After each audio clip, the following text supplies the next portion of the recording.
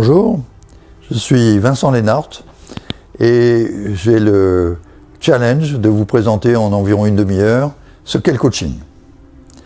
Alors, peut-être un mot sur ce qui m'a amené à m'investir dans le coaching.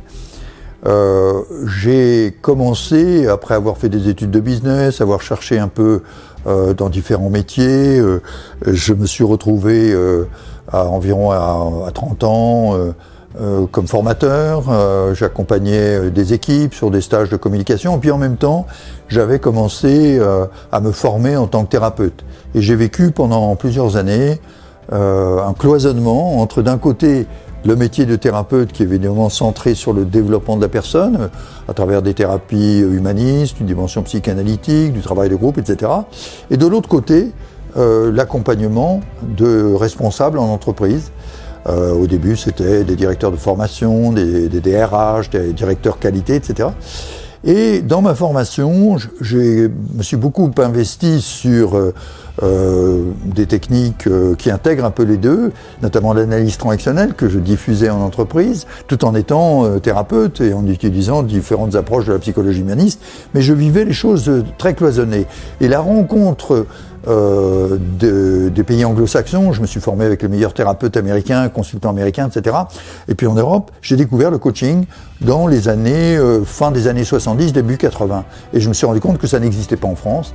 Et du coup, en 88, j'ai décidé de lancer la première formation de coaching en France qui s'appelle Coach and Team, c'est la marque. Et depuis, ça s'est beaucoup développé puisque maintenant, il y a 9 écoles en France, en Belgique, au Maroc, qui enseignent. Il y a un certain nombre d'enseignants, évidemment à travers toutes ces écoles, et à Paris bien sûr aussi, et nous avons formé probablement à ce stade environ 5 ou 6 000 coachs. Et la question, c'est pourquoi le coaching? Pourquoi mettre ça en place? Et c'est venu parce que, comme je viens de le dire, la rencontre de cette pratique, notamment dans les milieux anglo-saxons, mais aussi par la découverte de l'organization development, c'est-à-dire une approche de consulting un peu particulière, assez peu connue en France d'ailleurs, qui considère que l'entreprise n'est pas seulement une entité juridique, industrielle, commerciale, etc., financière, mais c'est avant tout une communauté humaine. Et que pour les consultants en OD, Organization Development, c'est le jargon du métier, si on fait confiance à la compétence des personnes, si on a le souci de créer de l'autonomie, de créer plus que de la délégation, de l'empowerment, eh bien on va s'apercevoir que les personnes ont des ressources, elles ont une expérience, elles sont vivantes, elles ont de la créativité, et que si on les accompagne, eh ben elles vont trouver comment se développer, créer une vision, mieux travailler ensemble, etc. Vous voyez ? Et du coup, c'est du coaching avant la lettre. Et dans les années 80, je me suis dit, vraiment, le coaching est une façon de défragmenter le monde du développement personnel et le monde de l'entreprise. Et effectivement, le coaching est une approche qui permet d'accompagner une personne, souvent dans du coaching individuel, mais souvent la personne a la responsabilité d'une équipe, a la responsabilité d'un écosystème, et comment avoir une approche qui va intégrer tous ces niveaux logiques. Donc, voilà comment disons, ce concept de coaching a émergé, avec en plus cette nécessité de prise de conscience en face de l'évolution de la société, où évidemment Internet, les modes de management, rappelez-vous Peter Drucker dans les années 80 disant que you can't manage knowledge workers, vous ne pouvez pas manager comme on le faisait au début du XXe siècle, vous ne pouvez pas manager les artisans du savoir, c'est-à-dire des personnes qui ont accès à l'information de plénitude. On sait maintenant qu'on ne peut plus enseigner de la même façon quand on sait que les étudiants ont sur leur smartphone au moins autant d'informations qu'en avait le président Bush dans son bureau ovale dans les années 90, fin des années 90 ou 2000, vous voyez. Donc on est obligé, le mode purement hiérarchique, top-down, la solution venant du consultant extérieur, ça ne marche plus et la formation elle-même ne suffit plus. Donc l'idée, c'est vraiment d'être dans une logique constructiviste avec les acteurs qui doivent exercer leur créativité individuellement ou collectivement, et donc de faciliter le processus d'émergence, de construction avec les acteurs. Et c'est ça finalement l'esprit du coaching, où on ne se substitue pas aux personnes. Voilà en gros la philosophie de ça. Alors, quelles sont les modalités, quelle définition on va donner? On pourrait dire que le coaching, c'est à la fois un champ d'investissement, c'est-à-dire on va travailler au niveau individuel, au niveau d'équipe, au niveau d'organisation, au niveau même entre plusieurs organisations. Donc c'est un champ d'activité et c'est une approche très particulière parce qu'elle n'est pas de la formation pure, elle n'est pas du travail thérapeutique ou développement des personnes seulement, elle n'est pas seulement du conseil non plus, mais elle procède un peu de tout ça, elle est consubstantielle avec ses différents métiers de relations d'aide. Mais ce qui le caractérise, c'est justement ce qu'on pourrait dire une philosophie, une certaine anthropologie, on peut dire aussi une attitude, c'est-à-dire un certain nombre de croyances, de valeurs, de convictions par rapport à ça. Ce sont aussi des comportements, on apprend, des techniques, etc. Et puis des procédures, parce que dans une organisation, ça ne se fait pas comme ça sans avoir vérifié que c'est cohérent avec le contexte. Alors quelle est cette philosophie ? Eh bien d'abord, c'est cette idée fondamentale, et donc une anthropologie qui en découle, est de dire que tout être humain a une partie positive, même si la personne a des difficultés, elle a une pathologie, etc. Il y a toujours à l'intérieur une partie positive de la personne, une partie qui est compétente, qui a une compétence. C'est vraiment la position d'un Carl Rogers, le grand psychothérapeute américain, qui a vraiment révolutionné le travail thérapeutique en disant si on fait confiance aux personnes, en créant les conditions où la personne se sent comprise, accueillie, acceptée inconditionnellement, elle va se guérir elle-même. Vous voyez, ça c'est le fond, je dirais, des croyances et de la philosophie de l'anthropologie du coaching. C'est aussi des comportements très particuliers, c'est-à-dire on va être dans une posture vis-à-vis de la personne ou des équipes que l'on accompagne, dans une posture qui est plus faite d'écoute que d'intervention. C'est une posture dans laquelle on va même parfois refuser de répondre à des questions. C'est un peu la métaphore du poisson et de la canne à pêche. Est-ce que on va plus chercher à aider la personne à construire sa canne à pêche que de lui apporter des solutions, lui apporter des poissons, etc. Donc c'est une conviction de ce que la personne est, et finalement la personne est compétente fondamentalement. Vous voyez ?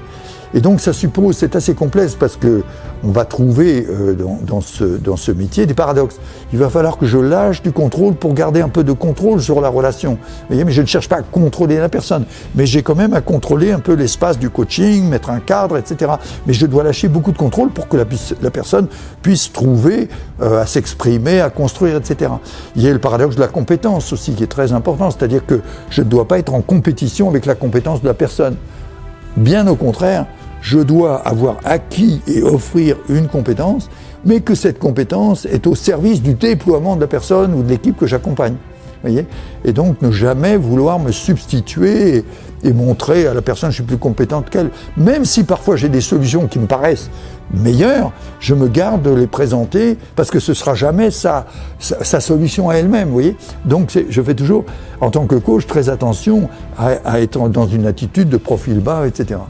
Et donc ça comporte aussi donc des attitudes, c'est-à-dire des croyances internes, un mindset, un certain système de représentation, c'est une relation plutôt gagnant-gagnant, vous voyez.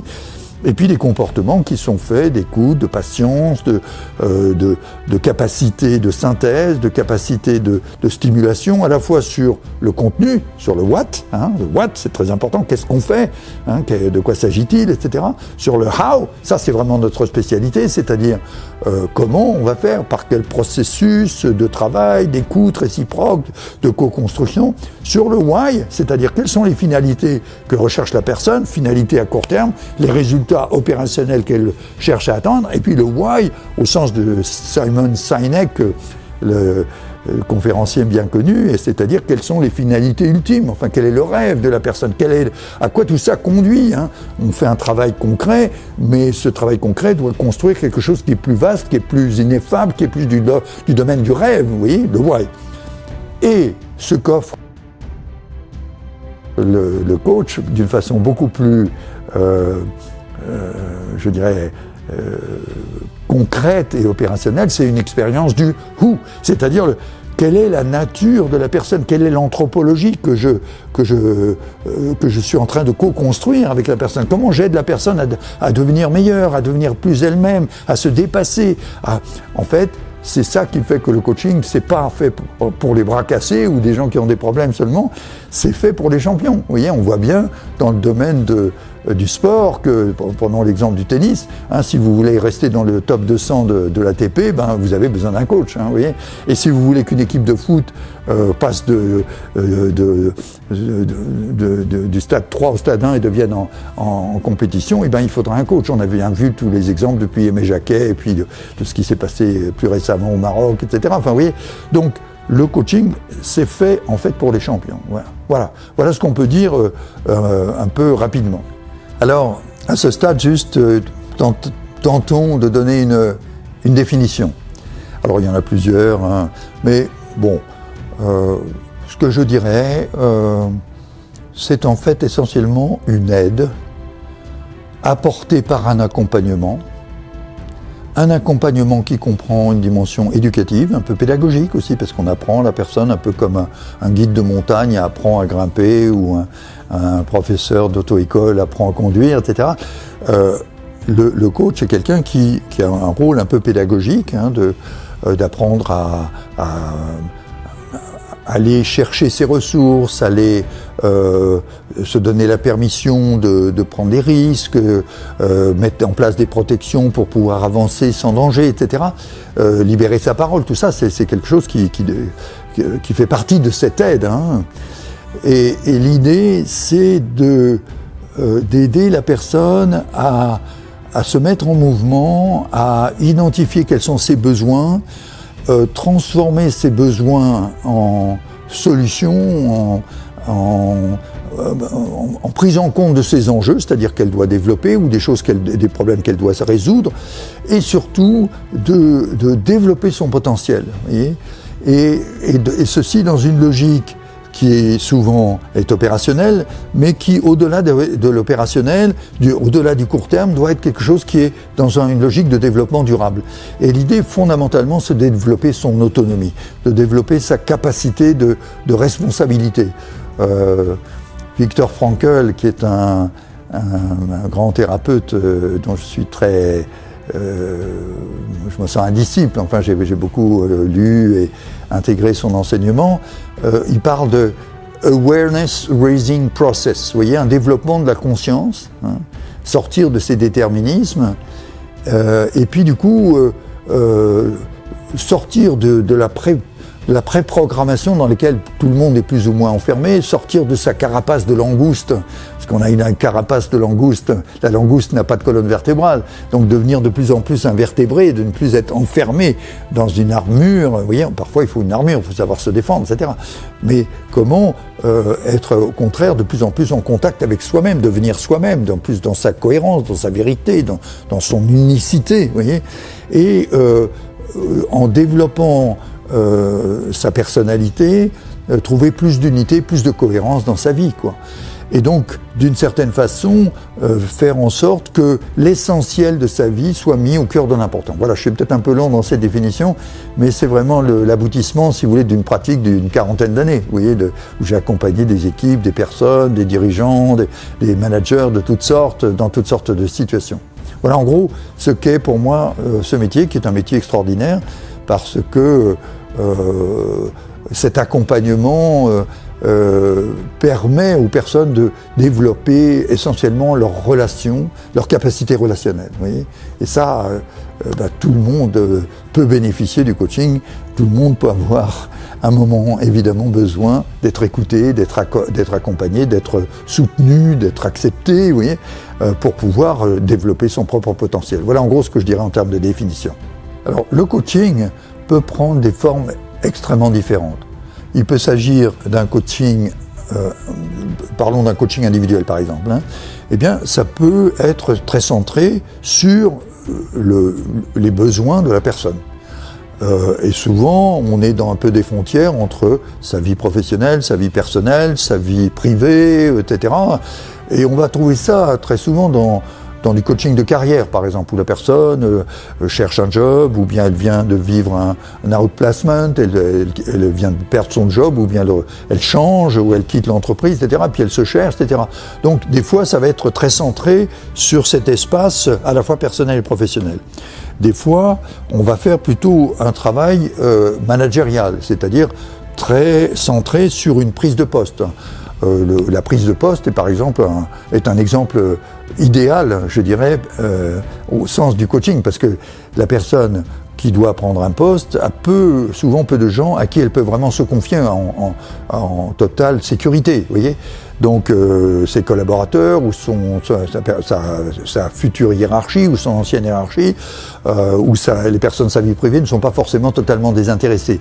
Le coach, lui, n'a pas de projet sur la personne, enfin il est censé en tout cas ne pas en avoir, et il comprend la problématique psychologique, identitaire de la personne, et puis il comprend ce que c'est que l'entreprise, etc. Donc il va l'aider à se préparer, voyez. Et la personne va pouvoir préparer sa négociation, préparer la définition de son projet, préparer ses demandes, ou définir le territoire, le budget, les responsabilités, la job description qui va être la sienne. Vous voyez, bon, par exemple.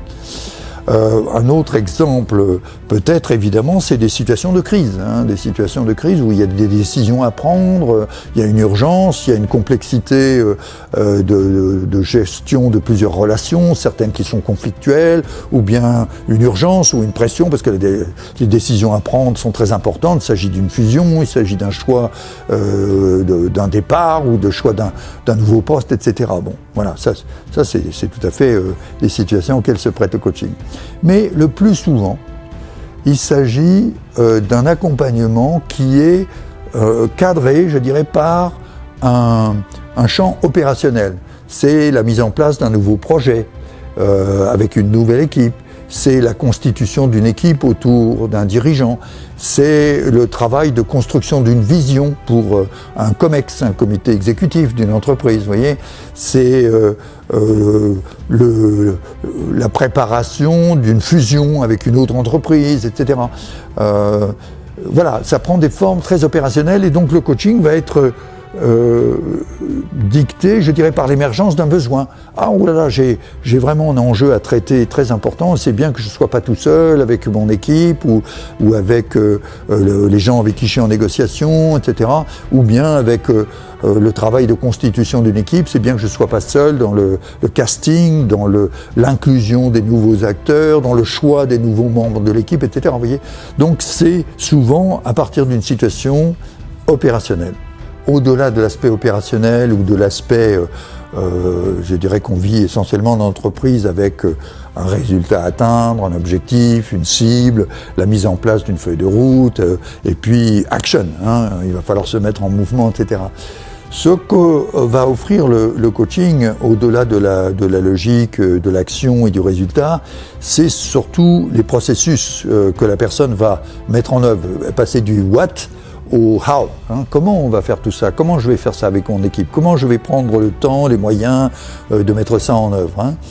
Et ça, c'est vraiment la spécialité du coach. Et puis, ce que le coach aussi va permettre, c'est passer du how au why, hein, c'est-à-dire pourquoi, quelles sont les finalités, quelles sont les valeurs, quel est l'objectif ultime qui est derrière tout ça, etc. Et très souvent, le coaching, et le coach a le souci, à partir de l'opérationnel, d'aider la personne à se positionner. Quelle est ma juste position par rapport à ce contexte organisationnel, par rapport à mon équipe, par rapport à ma hiérarchie, par rapport à mon conseil d'administration quand il s'agit d'un président, par rapport à tel ou tel actionnaire, par rapport à mon tour de table financier, par exemple, hein, ou par rapport aux médias. Bon, comment je vais me positionner, indépendamment de ce que je fais. Quelle est la position, quelle est l'identité que je vais incarner, etc. Et puis au-delà de ça, et ça c'est la grandeur et la beauté du coaching, c'est que la personne vient avec tout elle-même. Elle vient avec ses émotions, elle vient avec sa vie privée, elle vient avec son histoire, elle vient avec son track record, mais aussi elle vient avec sa problématique existentielle, c'est-à-dire quel est le sens de ma vie par rapport à ce boulot, etc. Et peut-être même sa dimension spirituelle, c'est-à-dire en fait, quelle est ma place dans l'univers, quelle est ma place au-delà même de mon existence, quelle trace je veux laisser dans le monde dans lequel j'étais, quel souvenir je veux. Et puis très souvent, et notamment pour des dirigeants qui ont souvent, alors il n'y a pas que les patrons de start-up, il y a souvent des dirigeants qui ont évidemment 50, 60 ans, quelle est ma legacy, qu'est-ce que je veux transmettre, etc. Et le coach peut permettre de traiter ces différents niveaux logiques, vous voyez. Et c'est ce qui fait la beauté de ce métier, quoi. C'est on accompagne des personnes. Alors, dans cet accompagnement, il y a toujours une très grande ambiguïté. Une très grande ambiguïté parce qu'on est sur des frontières, c'est un métier de frontières. Parce que quand la personne vient rencontrer son coach, on ne va pas lui dire vos émotions, les laissez à la porte. Votre inconscient, vous le laissez à la porte. Votre vie privée, ça ne m'intéresse pas. Vous voyez, la personne vient avec tout elle-même. Et la tentation du coach est souvent de glisser au-delà des frontières et de commencer peut-être un début de travail thérapeutique, surtout pour quelqu'un qui a une expérience comme moi de thérapeute. Bon. Eh ben non, justement, il faut rester sur cette frontière, même si on accueille ce qui pourrait être au-delà et la mettre en garde ou l'inviter à approfondir dans un autre lieu. Vous voyez. Pareil, la tentation est de donner des conseils, de dire alors. Des fois, il faut apporter des poissons, il faut apporter des solutions, il faut apporter des options, bien sûr.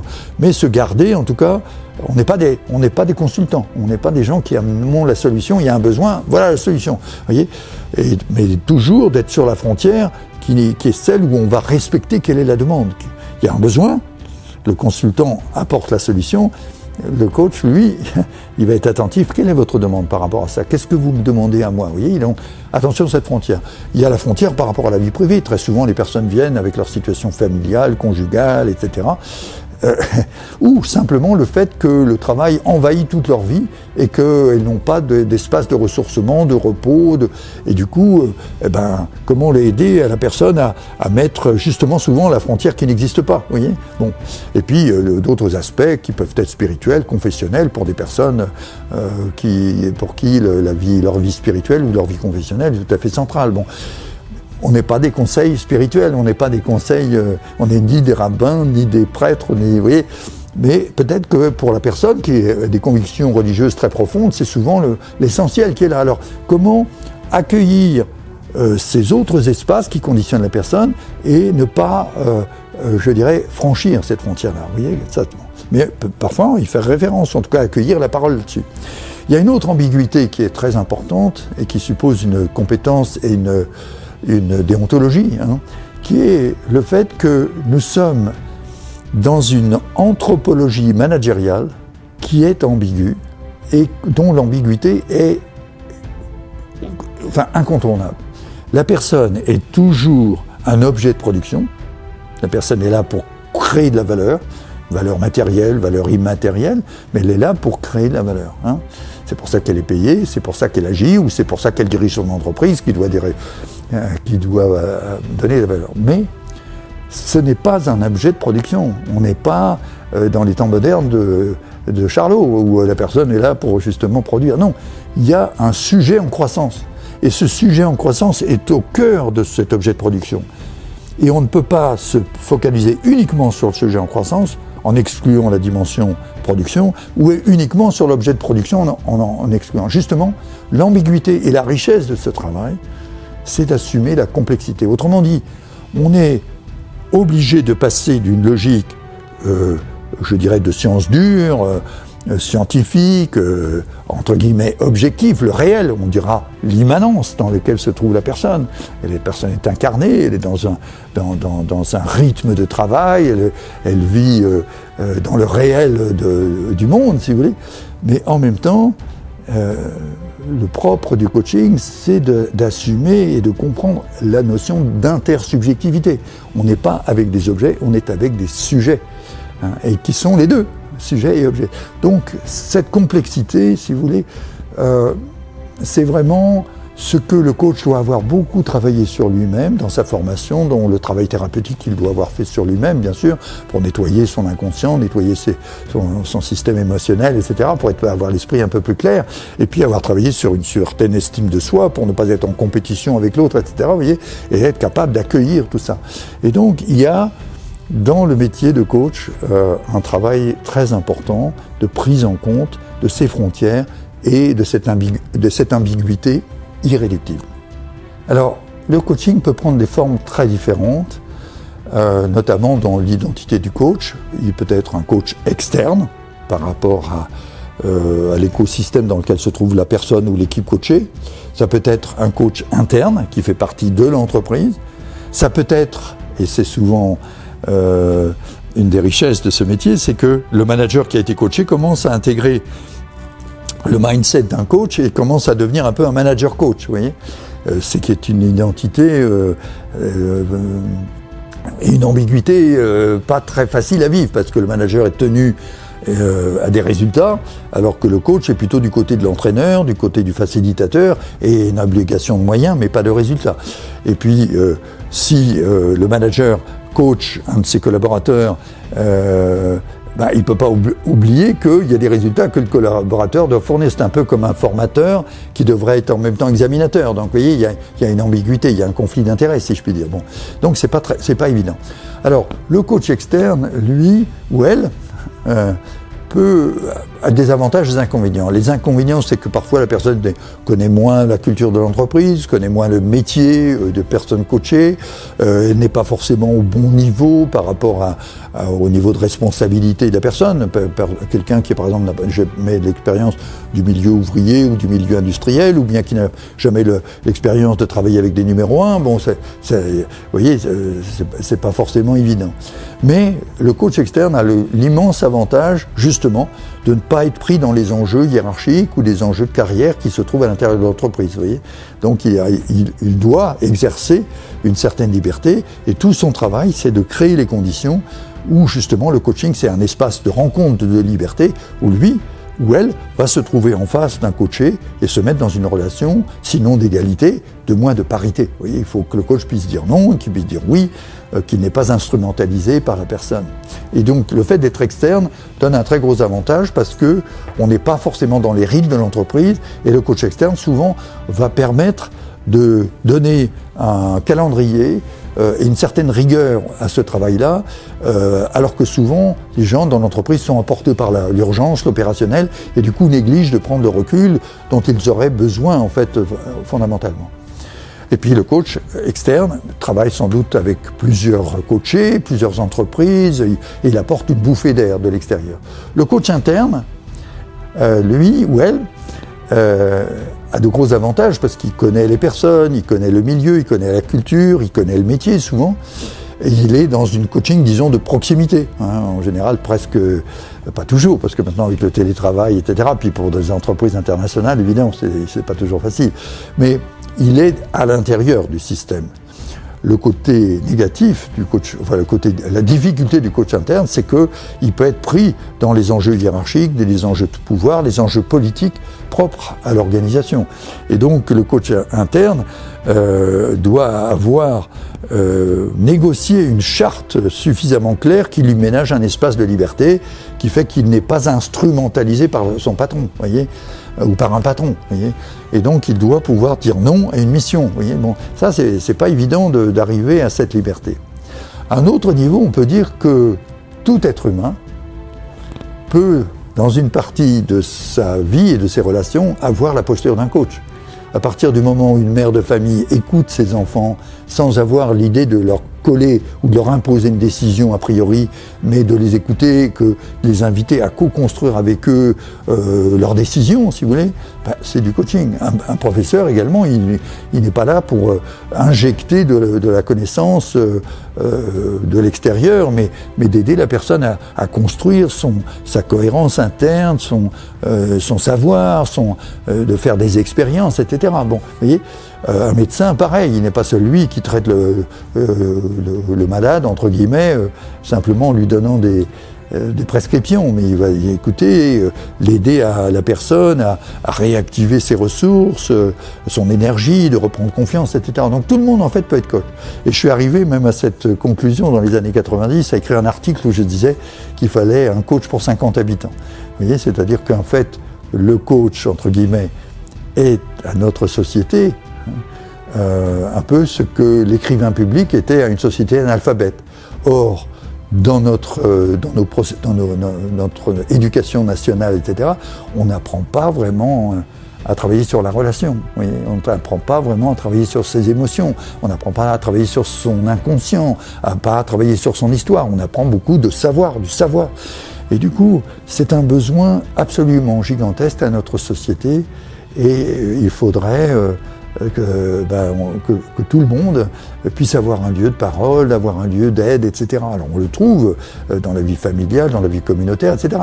Mais quand on voit ce qui se passe dans notre société qui paradoxalement crée énormément de solitude, le coaching est appelé en tout cas à un très grand développement. Alors, la question se pose toujours de comment choisir un coach et à partir de quels critères. Alors on pourrait dire d'abord quelles sont les qualités d'un coach. Alors là-dessus, l'expérience m'a amené et les référents que j'ai eus aussi dans la formation de thérapeute, etc., qu'il y avait en gros 4 qualités particulières. L'une, c'est on va penser les outils. Il est compétent, il a des techniques, il a des modes de diagnostic, il a des procédures, il a des grilles opérationnelles. Oui, évidemment, un coach se doit d'avoir acquis un certain nombre d'outils, bien sûr. L'écoute active, la capacité d'interroger, la possibilité de diagnostiquer, de déterminer les besoins, etc. Bon. Mais ça vient en 4e position. Et je pense que ce qui fait la qualité d'un coach, avant toute chose, c'est, numéro 1, sa qualité d'être. C'est-à-dire que le coach doit avoir voilà, ce que je l'ai, sans doute insuffisamment, mais enfin peut-être un peu mieux qu'il y a 30 ou 40 ans, si vous voulez, après, à force d'avoir travaillé. C'est une certaine capacité à rendre l'autre intelligent. C'est pas d'être intelligent, c'est de rendre l'autre intelligent. Une capacité d'écoute, une capacité de respect de la personne, qui fait que la personne, quand elle est en face d'un coach, elle se sent comprise, elle se sent à l'aise, elle se sent en sécurité, offrir donc par sa qualité d'être une matrice d'empathie, un sentiment que la personne aime les gens, elle s'intéresse personne. Bon, voilà, ça c'est le premier point. Et puis elle a travaillé suffisamment sur elle-même pour qu'elle soit, comment on dirait en exceptionnel, se sente ok quoi. Je suis ok avec moi-même, je suis ok avec vous, je suis ok avec le monde quoi. Alors ça veut dire bien sûr au milieu de mon imperfection en tant qu'être humain, j'ai quand même suffisamment travaillé sur mon estime de soi, non pas pour passer dans du narcissisme, mais dans le fait que je m'accepte avec mes limites, avec les difficultés que j'ai, etc. Donc d'être en paix, quoi. Bon. La deuxième qualité, ça va être sa capacité de gérer la relation. Vous voyez, établir un espace relationnel, j'appelle ça un ETT, un espace-temps transitionnel, la séance de coaching, ou bien le processus de coaching qui va durer sur plusieurs semaines, plusieurs mois, vous voyez, où la personne trouve une sécurité, un accueil, une bienveillance, une paix, une confiance qui fait que la personne se sent capable de parler d'elle-même un petit peu en profondeur, enfin même très en profondeur éventuellement, vous voyez, qualité de relation.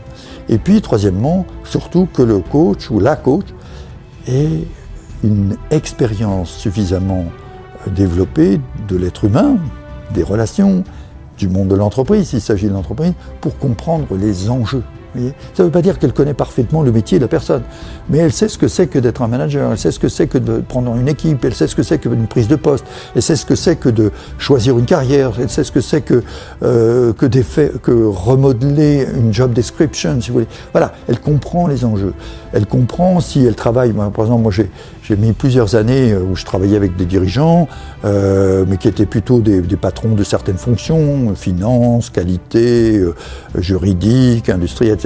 Et passer du numéro 2 au numéro 1. C'est pas du tout le même niveau, les enjeux d'un président, que ceux d'un directeur général. Je ne vais pas développer ça, vous voyez. Donc comprendre les enjeux. Et seulement après les outils, vous voyez. Donc le coach doit avoir ces niveaux, je dirais être à l'aise avec ces niveaux logiques. Et donc, comment on va choisir le coach ? Le plus souvent, on ne va pas le chercher dans les pages jaunes, hein.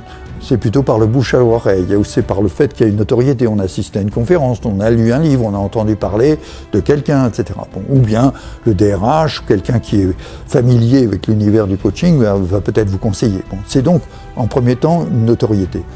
Deuxièmement, c'est évidemment le track record de la personne. Qu'est-ce qu'elle a fait, quel coaching elle a pu, quelle expérience d'entreprise elle peut avoir, quel diplôme, etc. Quelle formation elle a eu en tant que coach, etc. Mais le plus important est d'un autre ordre. Le plus important, c'est le fit. C'est est-ce que je me sens bien avec cette personne-là? Et ça, c'est ce qu'on appelle un intuitu personné. C'est parce que la personne est ce qu'elle est et parce que je suis. Et peut-être que cette personne conviendrait à quelqu'un d'autre, mais à moi, ça ne me convient pas. Voyez. Donc c'est très important, tout en ayant les éléments objectifs que peuvent vous donner un CV ou la notoriété dont on vous parle, c'est est-ce que vous vous sentez bien avec la personne. Et se sentir bien, ça ne veut pas dire que vous êtes copain ou que vous allez pouvoir manipuler la personne. Il faut que vous sentez que la personne soit solide en face de vous, qu'elle soit ferme, qu'elle puisse vous dire non, mais qu'elle puisse surtout créer. Vous sentez que la personne va vous créer un espace de confiance. C'est ça là qui va être déterminant. Alors il y a plein d'autres questions et comme le propos sur cette vidéo était de faire un petit tour d'hélicoptère sur ce sujet évidemment qui mériterait des heures. La formation de coach ne peut pas se faire en moins d'1 an, 2 ans si vous voulez, voyez, des formations qu'on offre, etc. Puis un coaching, c'est pas une opération one shot. Encore que des fois, en 1 ou 2 séances, des décisions peuvent être prises et puis une situation de crise peut être résolue, bien sûr. Mais c'est un processus de développement, pas seulement personnel, mais de développement dans son rapport à sa fonction, dans son rapport à son contexte, etc. Donc c'est toujours un travail qui suppose à la fois une dimension objective, de contact avec le réel, mais qui est d'entrer dans l'intersubjectivité, c'est-à-dire que la personne doit prendre en compte les différentes relations, le contexte dans lequel elle se trouve, qui suppose souvent une multiplicité de relations, une multiplicité d'enjeux, quoi. Et donc, se posent évidemment des questions déontologiques. Alors, il y en a 3, en gros, on pourrait dire, déontologie du coach lui-même, ou elle-même, c'est-à-dire, est-ce qu'elle a une formation, est-ce qu'elle a une expérience, et est-ce qu'elle s'est formée à des questions déontologiques, comment gérer la protection de la personne, comment gérer la confidentialité, comment gérer les jeux de pouvoir dans lesquels elle peut être entraînée, etc. Vous voyez, donc on pourrait dire vraiment une question de déontologie sur sa responsabilité. Vous voyez, donc ça suppose une awareness, une conscience des enjeux, une libération par rapport à des projets qui pourraient être de pouvoir, de carrière, de narcissisme, etc. Oui, il faut être libéré, enfin on n'est jamais complètement bien sûr, mais d'être assez au fait de tout ça, et puis d'assumer une position de responsable qui fait que la personne n'est pas instrumentalisée par le coaché, ou par la puissance de la personne qui est en face, un grand dirigeant qui s'impose, etc. Il faut être capable d'être au niveau, quoi. Vous voyez, donc pour ça suppose avoir fait un vrai travail sur soi. Le deuxième, je dirais, le deuxième devoir, c'est le devoir, la déontologie par rapport à l'organisation et au système avec lequel elle travaille. Et donc là, il y a la notion de contrat triangulaire, c'est-à-dire quand on coach quelqu'un de l'entreprise, il faut avoir à minima fait ce qu'on appelle une tripartite, c'est-à-dire qui est la personne dans l'entreprise qui finance le coaching, ou qui est la personne qui dirige la personne coachée, ou bien quelle est la fonction RH par exemple qui gère, voilà, et il va falloir donc dans le triangle coacher responsable d'entreprise qui gère le budget, etc. et le coach, il va falloir mettre une compatibilité entre les 3 côtés du triangle. Le contrat que le coaché a avec son entreprise ou son dirigeant ou son DRH, le contrat que moi, coach, j'ai avec la responsable d'entreprise, et puis le contrat, évidemment, que j'ai avec le coaché ou la coachée. Et donc, il va falloir trouver une compatibilité et apprendre à gérer ça. Et puis, par rapport à l'organisation, il va falloir en mettre d'une façon absolument indispensable ce qu'on appelle une charte de coaching, ce que j'appelle une charte de coaching, c'est-à-dire que les managers qui vont faire appel au coaching, soit pour eux-mêmes, soit pour leurs collaborateurs, aient compris que le coaching, c'est pas de la formation, c'est pas de l'instrumentalisation, et que le coach a une certaine liberté, pour être dans un rapport de parité, sinon d'égalité, mais de parité, vous voyez, et que les personnes qui sont coachées vont être protégé dans la confidentialité, qui est toujours un peu relative, mais qui est quand même très réelle, sur ce qu'ils vont avoir le droit de confier. Vous voyez, bon. Donc tout ça, ça suppose tout un travail. Et il y a aussi le troisième partie de la déontologie, c'est l'obligation de fournir des moyens. On n'est pas obligé de fournir des résultats, encore qu'on en a le souci bien sûr, mais on fournit des moyens sur un certain engagement, sur une certaine, je dirais, l'organisation logistique du coaching, de son financement, des modalités pratiques, ce qu'on appelle l'operating model, hein, mais aussi qu'on est d'accord sur les finalités, on est d'accord sur la qualité de la relation, etc. Donc 3 polarités. Le coach lui-même, la déontologie par rapport à l'organisation et la déontologie par rapport au métier. Voilà en gros.